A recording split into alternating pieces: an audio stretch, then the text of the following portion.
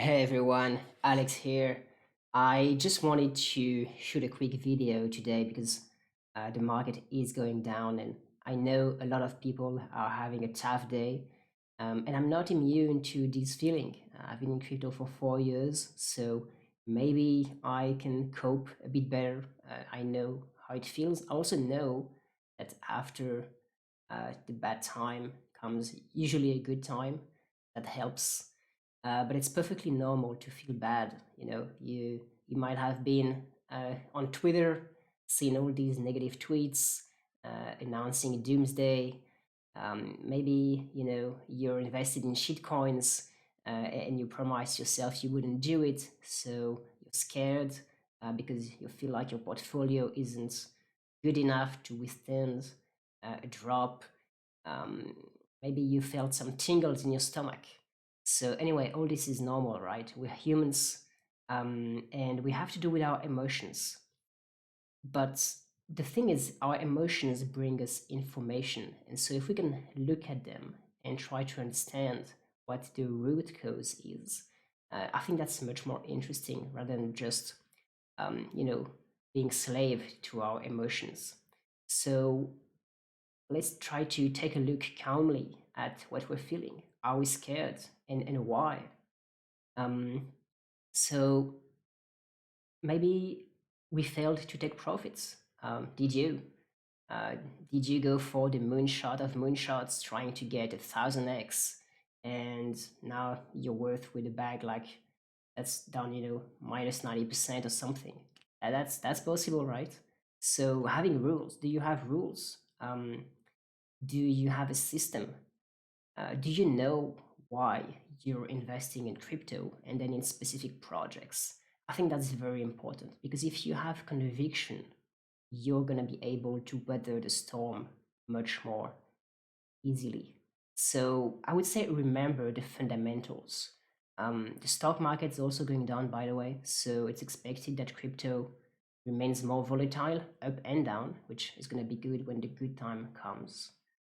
And the question to ask yourself is, why did you invest in crypto? And you have to be honest.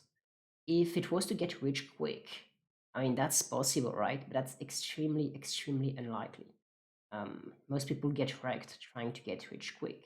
So I hope you fall in the second category, which means you did some research on the underlying principles and you thought that they had merit at a macro level and thought that they would challenge existing systems. Because between today and yesterday, nothing, absolutely nothing, has changed fundamentally. And I think that might be the most important message of this video. Things are the same. So if you have a thesis, which I mean, I know it's a big word, but let's say some personal conviction about what crypto is, try to remember that crypto is still a whole new financial paradigm. Blockchain still has a ton of applications, and the traditional still sucks. The traditional world still sucks as much, right? Like, you think governments are gonna stop printing money? No. So I think we're gonna be all good. But yeah, again, try to remember if you've been through another crash or bear markets, maybe multiple runs, right? Was it worth it? And again, I think a majority of people would say yes. Um, Something else I wanted to say is I've been on Twitter, and it's not a good place. Influencers, they're not your friends. First of all, even the fucking top traders have no idea what's going to happen. I've seen so many top traders, fucking billionaire guys, sending apologies. I apologize if my views wrecked you or whatever. These guys get things wrong about 50% of the time. So that's a lot. And more than that, the guys that have no clue, they will post extreme statements just because they play with the algorithms. Everything that plays on your emotions, that is exaggerated, that will get more engagement, more likes, more reshares. And so they just basically say nonsense. They pick one side or the other. They don't care. They make big jokes under the pretense of shit posting or joking. They say whatever, and then people see it and they're like all confused, and maybe they bet their money on it.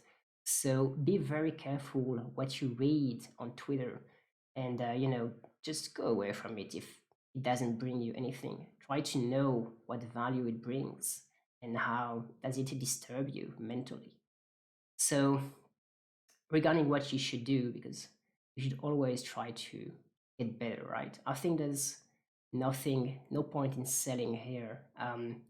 If you try to time the market, I mean, again, all these top guys, they get it wrong half the time. So don't try to time the market. Don't try to get back at the market. If you lost a lot, you try to make some revenge trade. That's bad.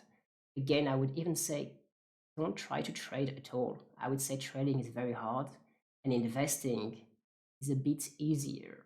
Um, Having some long term conviction pays off much more. And also, something to remember is adoption is coming from multiple directions. We have play to earn in low income countries. We have NFTs and celebrities that like to flex that are buying like crazy. We have countries like El Salvador this morning just bought the dip with 410 bitcoins, and companies taking more micro bets by buying crypto, by building services around it. So there's still so much more to come, and there's still a lot of money on the sidelines ready to pump our bags. So I think we're gonna be all good. And regarding gains, I'm not worried at all. Um, Not worried about the price of the token, not worried about the future of our members, and especially not worried about the concept.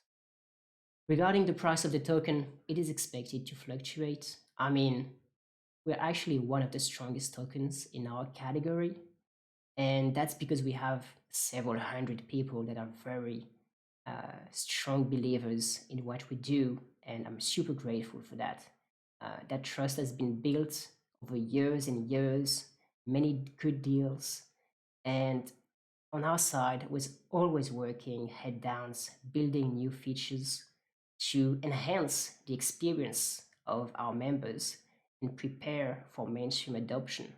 Because when the time is right, we're going to talk to thousands, tens of thousands, hundreds of thousands of people interested in what we do. And that's going to be very big. So our members, we've done so many amazing deals that are still vested and that bring them returns every month. We have Reef, Human Protocol, a huge project, Kujira, Persistence, Blocktopia, of course, Sidus, Oct Network, I mean, Cryowar, Roko Finance, Nakamoto, I mean, and so many more. So I think they're going to be okay, and we keep on bringing quality deals with us. Is how we're different from all these other groups.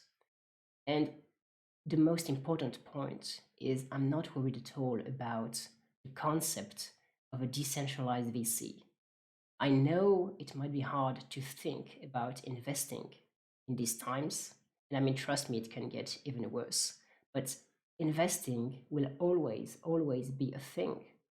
And the way we do it is becoming more and more recognized.